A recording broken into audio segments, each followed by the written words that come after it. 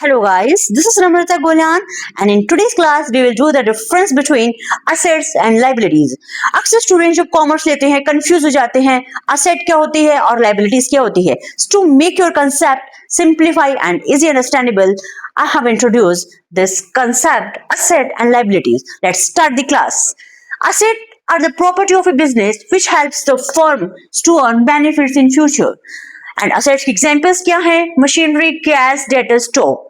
Liabilities क्या होती है? Refers to the amount which the firm is liable to pay to outsider in future. Examples क्या है?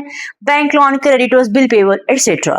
चलिए अब डिफरेंस की बात करते हैं और सिंपल लैंग्वेज में बात करें. असेट और लाइबिलिटी क्या होती है?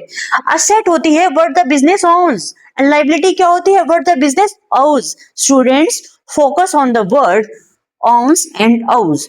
ओन्स क्यों बोला गया है? Because as I said asset represents the property of a business and owes क्यों बोला गया है? because liability represents the future liability of a firm कि firm को क्या पे करना है फ्यूचर के अंदर. इकोनॉमिक इफेक्ट की बात करें, asset provide future economic benefits to a firm and liabilities cause outflow of resources in future.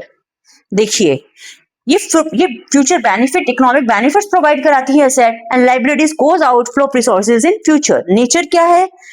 It is the application of fund. Funds को यूज क्यों किया जाता है? Because asset provide future economic benefits and liabilities are the source of fund. Source of fund क्या होता है? It means if आपने 1 लाख में बिजनेस स्टार्ट किया है और 70,000 रुपीज आपके पास है, 30,000 की आपके पास मनी शॉर्टेज है and you will raise a money from outside source, so it is a source of fund, but future में आप इसको पे करोगे, so इसलिए बोला गया है it goes outflow of resources in future.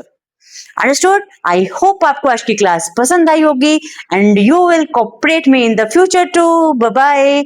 Thank you guys.